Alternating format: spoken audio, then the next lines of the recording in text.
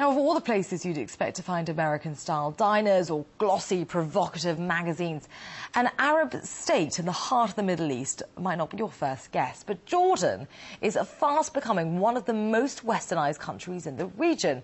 RT's Paul Islier looks into why the younger generation there are shunning tradition and turning cosmopolitan.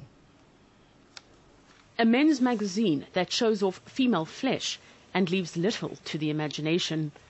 A cover like this would not raise eyebrows in Europe, but in the Middle East, in a country like Jordan, where 95% of the population is Muslim, it can go on sale only in the capital city. Editor Sarah Assad says her aim is to shock, and that she does, by filling in a gap in the market, touching on issues that are pretty much taboo in the Arab world, like talking about relationships and sex. You would not find it in like rural areas. A lot of our readers are they have a modern way of thinking. Well, I wouldn't say modern, but they had a different way of thinking. A lot of them have studied abroad, they've lived abroad, they work abroad, and they take these little mindsets with them, and they come back here and they apply it to the way of life. Amman is one of the most westernized cities in the Middle East and is often called the new Beirut. Among the ever-increasing number of skyscrapers are American well-known brands and chains.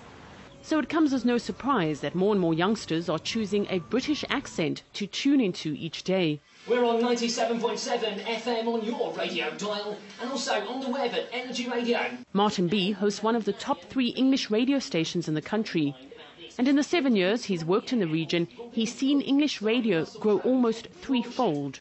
It's about wanting to consume, and it's about Westernism. I mean, if you look at the fast food restaurants, for example, you know, you've got restaurants on your doorstep, burger chains and pizza restaurants, and people want that. It's a wanting, you know. And essentially, when there's a demand, you give it. Sarah Kadura is typical of the new generation that finds it easy to move between cultures. She's lived in Jordan, Lebanon and Saudi Arabia and speaks fluent English and Arabic.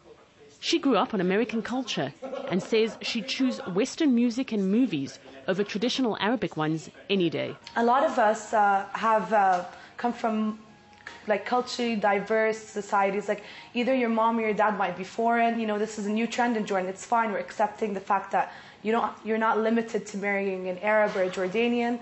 And we all go, like a lot of us go study abroad. And abroad you get to meet so many different cultures and so many different people. But Shauna Zajak feels some of the influence also comes from the government. She's the first to admit that the fashion that glosses the pages of her magazines, no one would ever wear on the streets. It's almost like there's a contradiction in society. You have that sect of society that is holding on to traditional values and traditional ideas, and then you have that sect, typically the more modern part of the city, that is kind of wanting to develop and westernize. Honestly, I would say it's probably a lot of influence from the government level. They get a lot of support and aid from the U.S.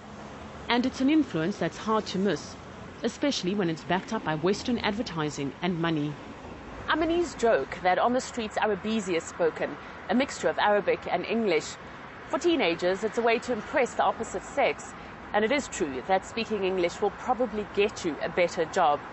After all, the king's mother is English. Paul Islier, RT.